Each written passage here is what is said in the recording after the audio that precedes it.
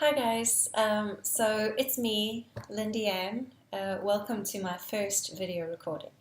So we are starting a series called What's in My Bag, or actually What's in Your Bag, but I'm going to be starting it with What's in My Bag so that you feel a bit more comfortable when I approach you to go through your bag in future.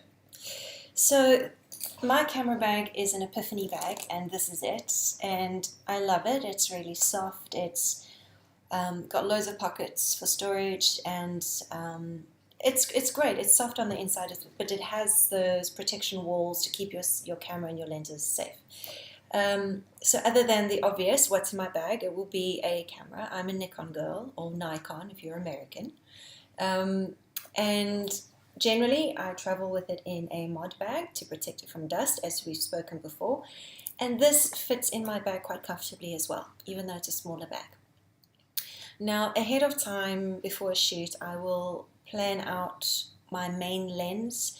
So in this case, I've got the 50mm on, and that is the one that I'll prepare my camera with. On any given shoot, I will always take at least one extra lens, sometimes more than that, depends on the type of shoot that it is. So in my camera bag, you will always find an extra lens. Let's see what else is in here.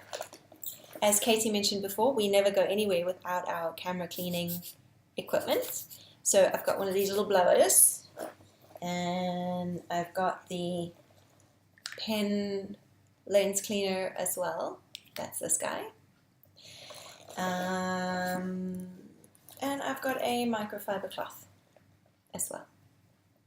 So let's see what else. Tissues, because I'm a mom and that's what we do. Food, I always take snacks with anywhere I go. You can ask me. It's not just for me, but if there's a hungry child somewhere, this comes in useful.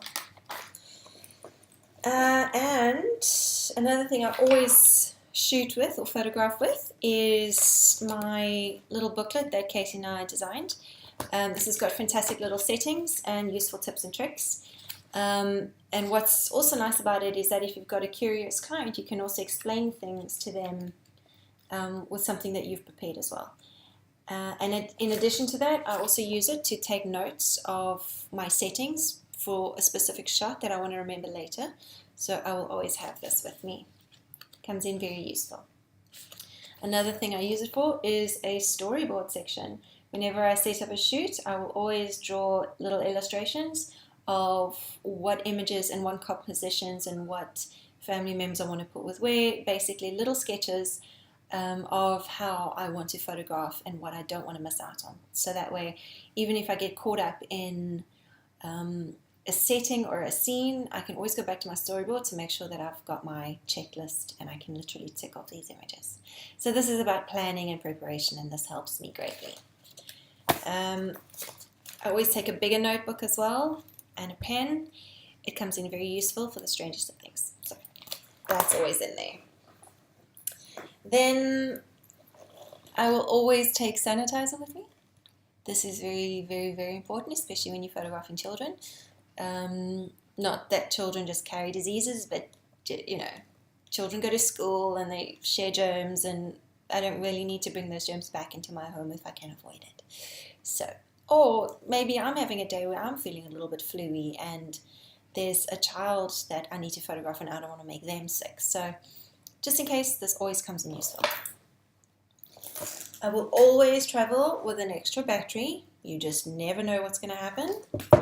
And let's see. See? Lots of pockets, I told you. Lipstick, because a girl can never be too prepared. Just putting it out there. And very, very important, extra SD cards. Learned that one the hard way. Ask Katie. And that's it. I think generally I will also travel with a water bottle anywhere I go. You cannot get caught in this heat and in the desert, especially with global warming going on. You always need a water bottle wherever you go. So that does it for my bag, and that's what's in my bag.